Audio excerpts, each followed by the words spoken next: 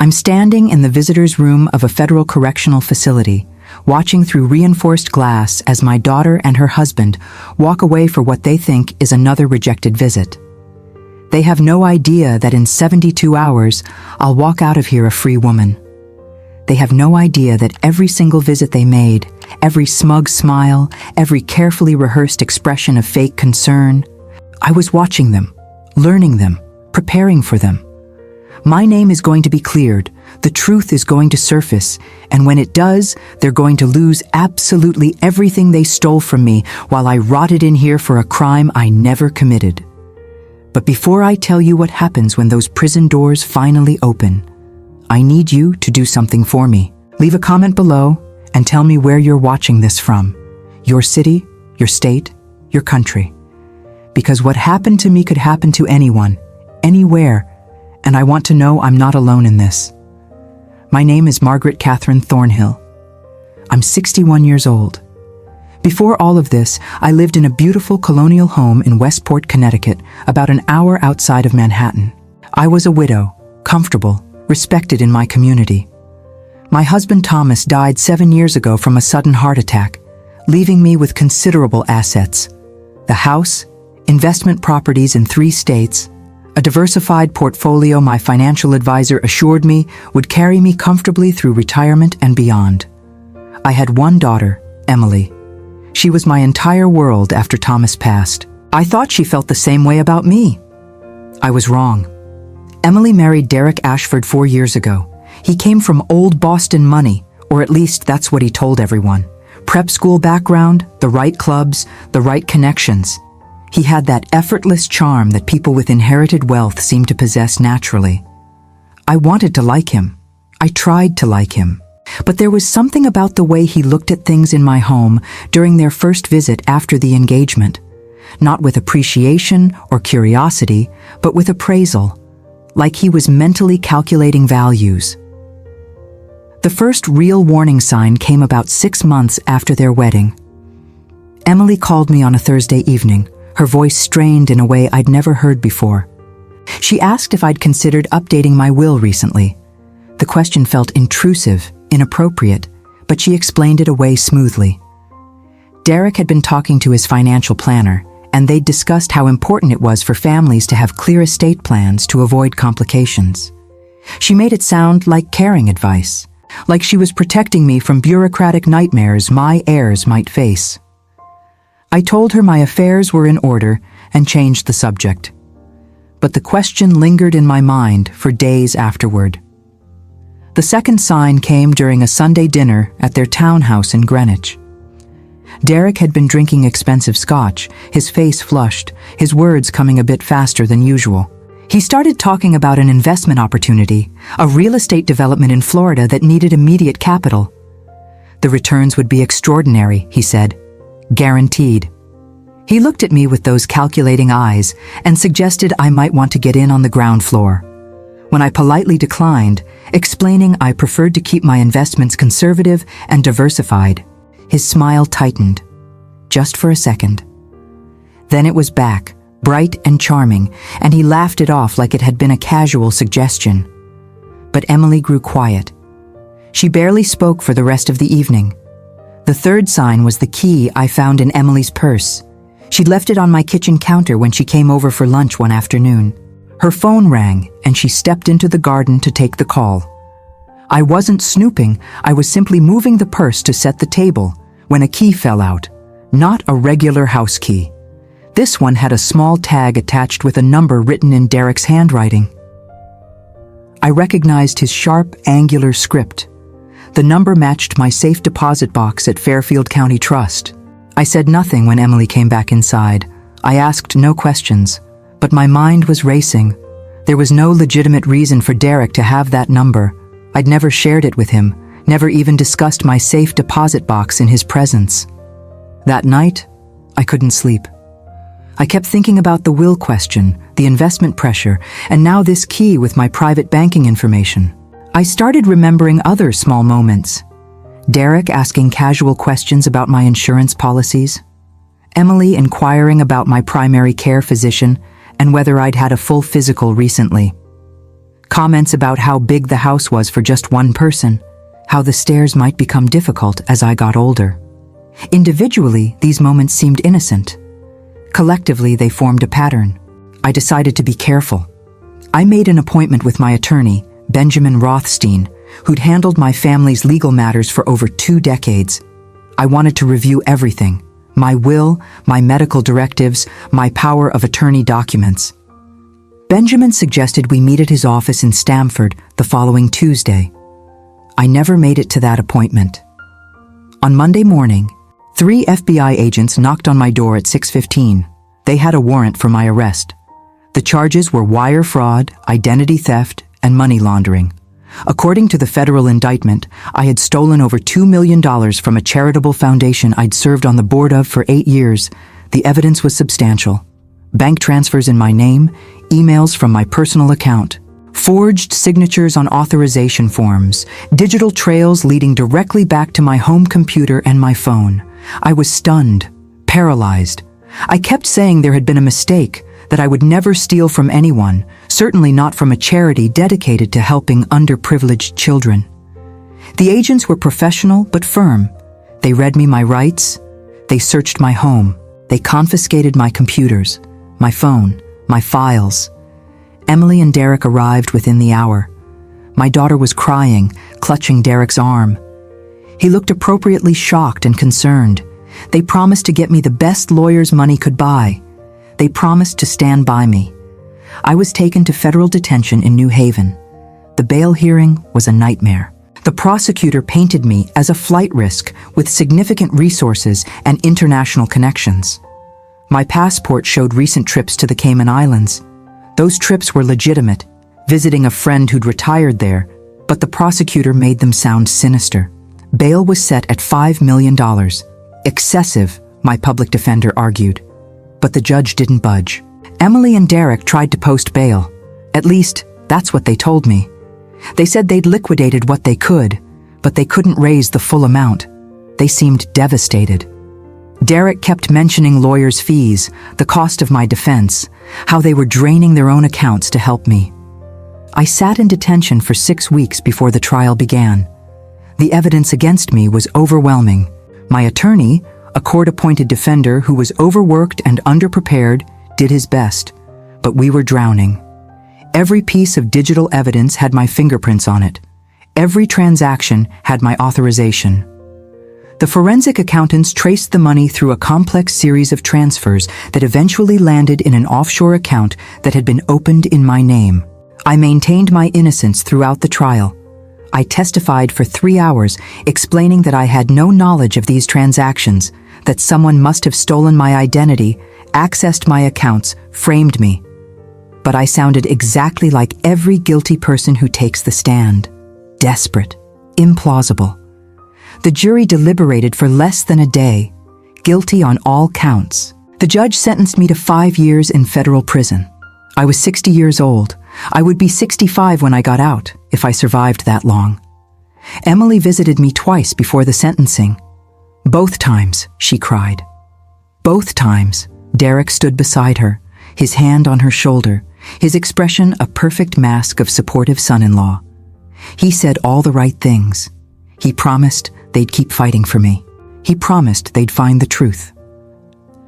After I was transferred to the Federal Correctional Institution in Danbury, Connecticut, they tried to visit every month. Always the same pattern. The guard would come to my cell and tell me I had visitors. I would refuse to see them, month after month, 24 times in total over 2 years. I refused because I knew. It took me 3 months in prison to figure it out. 3 months of replaying every conversation, every interaction, every small detail from the year before my arrest. It was the key that kept coming back to me. That key in Emily's purse with Derek's handwriting. He'd had access to my safe deposit box. That's where I kept backup drives of my computer files, my passwords, my important documents. Everything someone would need to perfectly replicate my digital identity. But how had he gotten the key duplicated? How had he accessed the box without my knowledge? The answer came from an unexpected source. A former bank executive who ended up at Danbury on embezzlement charges. Her name was Patricia Moreno.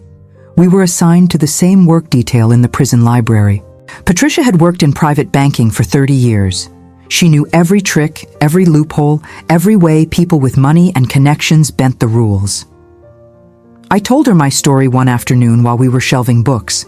I didn't expect much, but Patricia went very still when I mentioned the safe deposit box and my son-in-law's possible access to it. She asked me specific questions.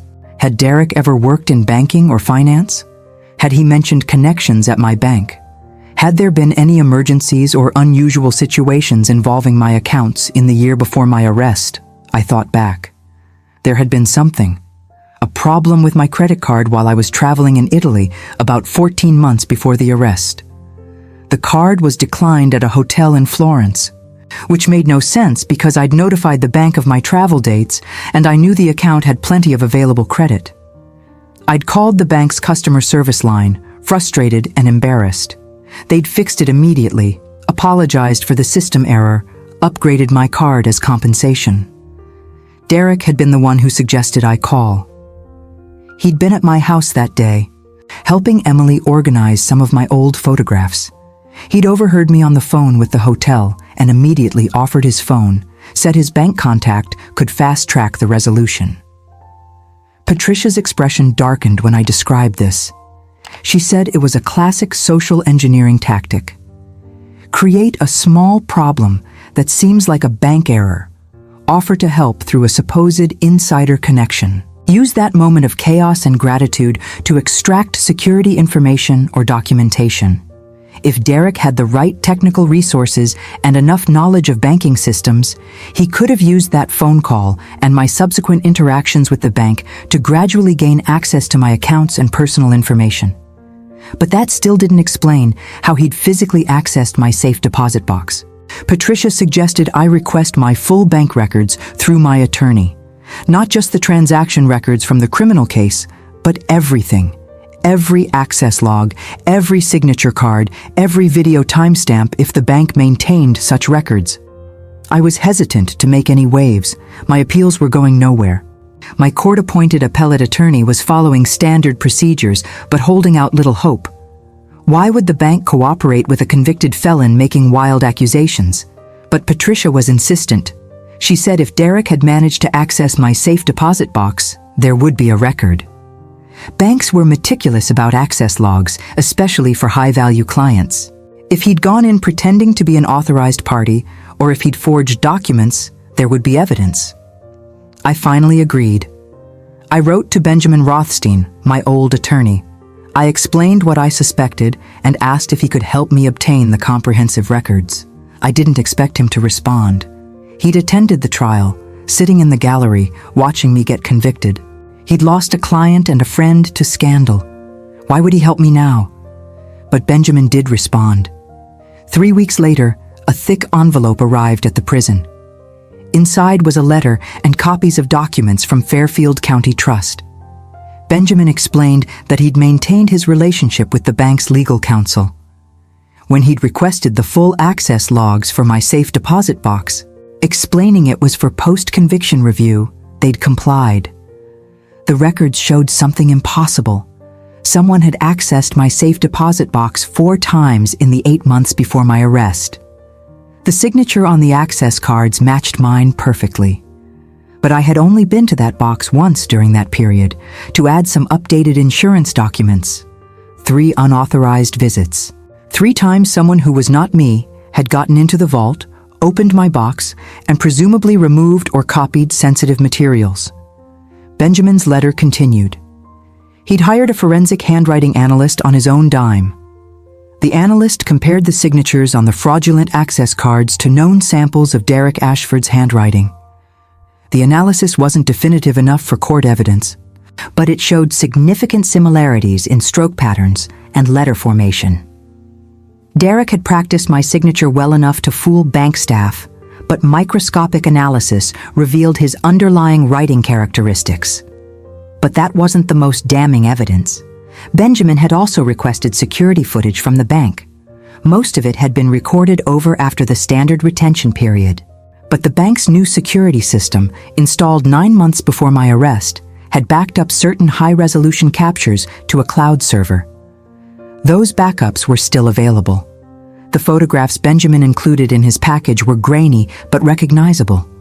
A man in a baseball cap and casual business attire, signing access cards at the bank's safe deposit area.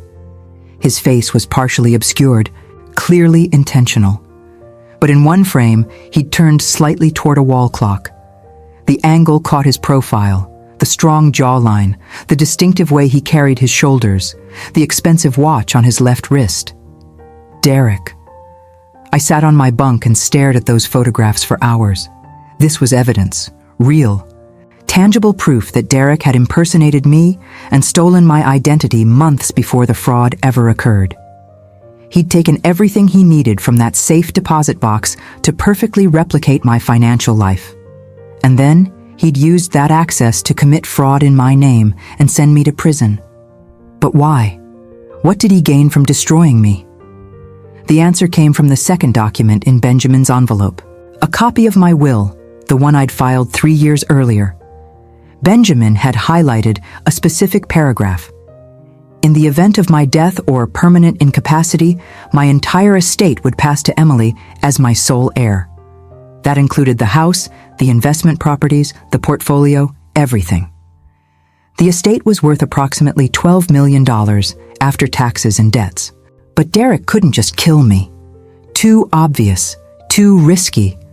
A healthy 60-year-old woman dying suddenly would trigger investigations, especially if her daughter and son-in-law stood to inherit millions. So he'd done something far more clever.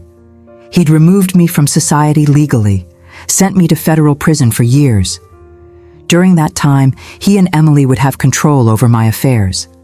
As my only family, with me incarcerated and unable to manage my own life, they could petition the court for conservatorship. They could liquidate assets. They could drain accounts. They could systematically dismantle everything my husband and I had built, all while looking like the devoted daughter and son-in-law trying to preserve my legacy. By the time I got out, there would be nothing left. I'd be a convicted felon with no money, no home, no reputation. I'd be completely dependent on them. Or I'd die in prison, which would be even more convenient. Either way, Derek won. The rage that filled me in that moment was unlike anything I'd ever experienced. It was cold, calculating, focused. I couldn't let them get away with this. I couldn't let my daughter, my own child, destroy me while pretending to care. I needed allies. I needed resources. I needed a plan. I started with Patricia. I showed her everything Benjamin had sent. She studied the documents with the practiced eye of someone who'd seen every kind of financial crime. She agreed the evidence was compelling, but she warned me it wasn't enough yet. We needed to prove not just that Derek had accessed my safe deposit box, but that he'd used the materials he'd stolen to commit the actual fraud. We needed to establish a direct chain from his unauthorized access to the false transactions that had sent me to prison. Patricia introduced me to another inmate, a former prosecutor named Linda Chen, who was serving time for ethics violations. Linda had maintained her law license technically, though she couldn't practice, but she still had contacts in the legal community. She started making calls on my behalf from the prison phones. It took 6 months of careful work. Linda connected with a federal prosecutor in the Southern District of New York, who was known for taking on complicated white-collar cases. His name was Michael Brennan. Linda laid out my situation in detailed letters, including copies of the evidence Benjamin had gathered. She emphasized the banking access irregularities and suggested that if Derek had framed me, he might have committed fraud on an even larger scale than what I'd been convicted of. That last part got Brennan's attention. Federal prosecutors love cases that can expand. If Derek was sophisticated enough to frame his mother-in-law, he was probably sophisticated enough to have other victims. Brennan started investigating. He obtained warrants for Derek's financial records. What he found shocked everyone. Derek hadn't come from Boston money at all. He was a con artist who'd been running long-term fraud schemes for over a decade. He'd targeted wealthy older women through their daughters, marrying into families with substantial assets and then systematically looting them. He'd done it at least twice before Emily. Both times the mothers had died under circumstances that seemed natural at the time, but looked suspicious in retrospect. One from a fall downstairs, another from a medication interaction. I'd been his third target. But because I was healthier and younger than his previous victims, he couldn't risk the same methods. So he'd evolved his approach. Frame the mother for fraud, get her sent to prison, control the assets while she's incarcerated, drain everything, and if she survives prison and gets released, she'll be too broken and too discredited to fight back. Emily wasn't complicit. At least, not at first. Brennan's investigation revealed that Derek had carefully manipulated her, feeding her lies about me, convincing her I was mentally unstable, making her doubt my innocence. He'd shown her fabricated evidence that I'd hidden money from her father, that I'd been stealing from the charity for years. He'd poisoned her against me so thoroughly that when I was convicted, she believed I deserved it. She believed her own mother was a criminal. But somewhere in the second year of my imprisonment, Emily had started to doubt. Small things Derek said didn't add up. Financial statements she saw accidentally didn't match his explanations. She'd tried to access some of my accounts to pay my legal bills, and she'd discovered money missing that should have been there. She'd confronted Derek. He'd explained it away, but the seed of doubt was planted. The FBI came for Derek on a Tuesday morning in May. I was told about it by Benjamin, who'd been working closely with Brennan's team. They arrested Derek at his office in Manhattan. The charges were extensive: identity theft, wire fraud, bank fraud, money laundering, multiple victims across 3 states. The Southern District was pursuing the death penalty for the 2 women who died under suspicious circumstances, though they'd likely settle for life without parole. Emily was questioned, but not charged.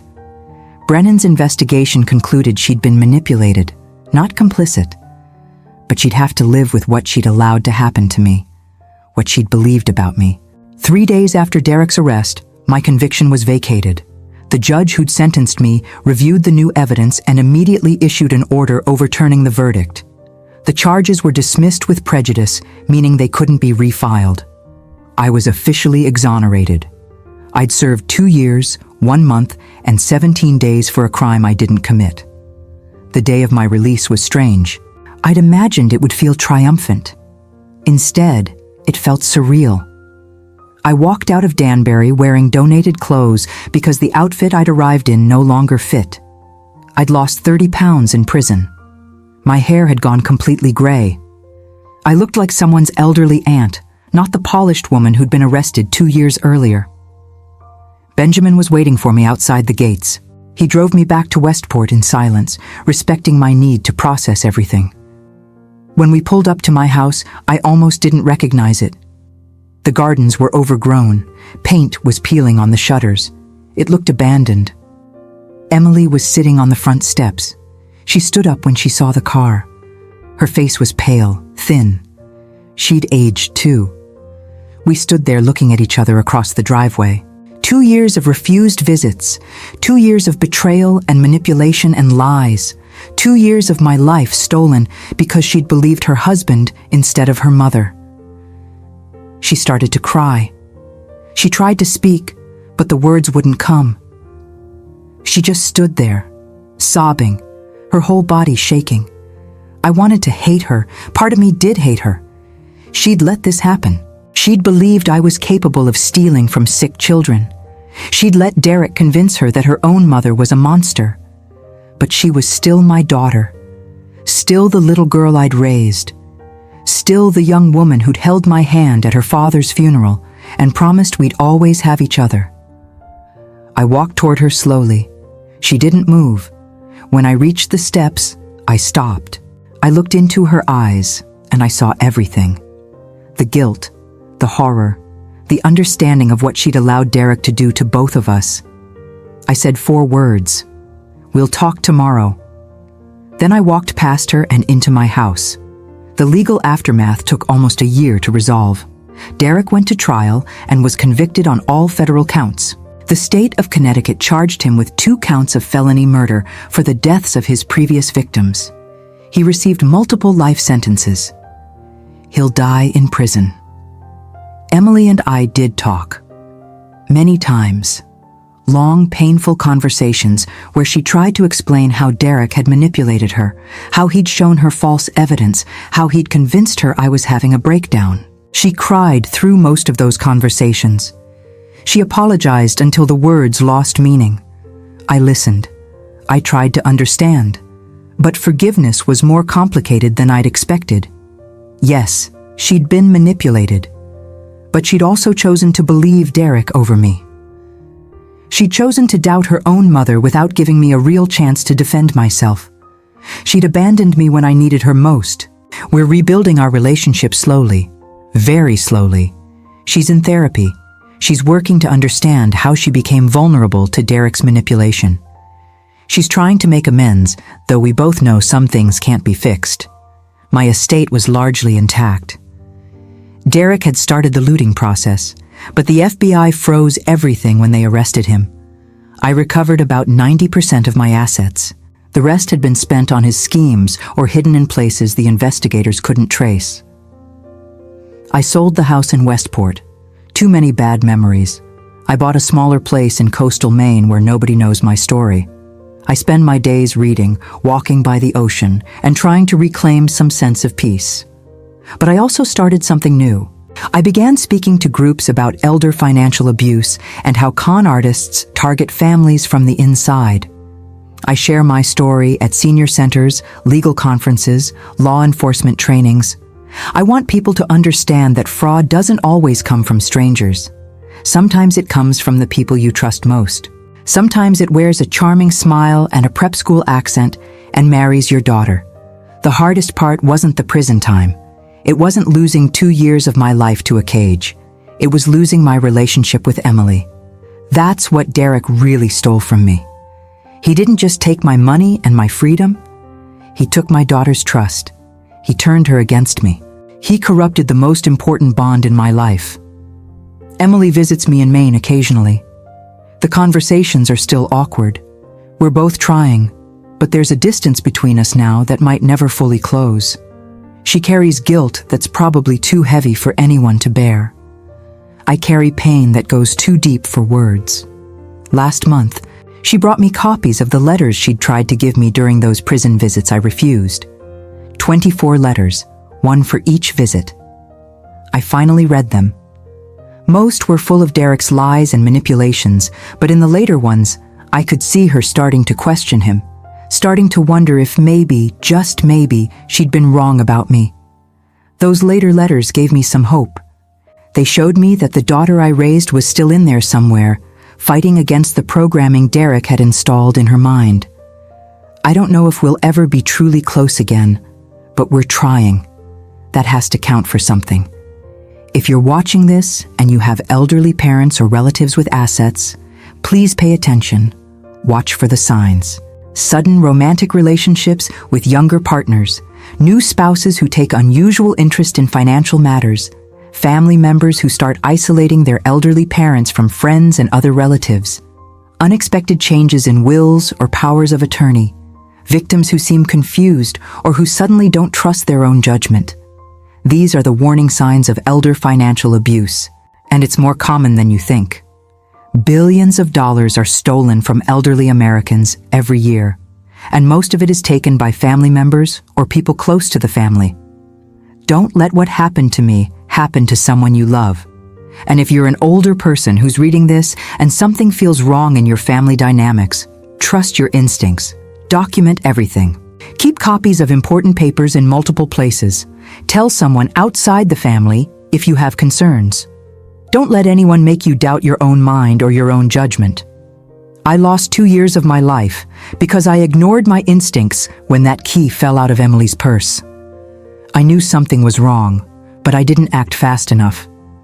By the time I tried to protect myself, Derek had already set his trap. Don't make my mistake. If something feels wrong, it probably is. Act on it. Protect yourself. Because the people who prey on the elderly are counting on your silence, your doubt, your willingness to trust family members even when they don't deserve it. I'm 63 now. I have my freedom back, most of my money back. and a chance at rebuilding some kind of relationship with my daughter. But I'll never get back those 2 years I spent in a cage for a crime I didn't commit. I'll never get back the version of Emily who trusted me unconditionally. I'll never get back the peaceful retirement I'd planned with Thomas's memory keeping me company. Derek Ashford stole all of that from me. And even though he's in prison for life, even though justice was technically served, I'll spend the rest of my life dealing with the scars he left behind. That's the real cost of this kind of betrayal. Not the money, not even the prison time. It's the permanent damage to your soul and your relationships. It's the knowledge that someone you welcomed into your family, someone you tried to love, was plotting your destruction from the very beginning. I survived it, but I'll never be the same person I was before. None of us will.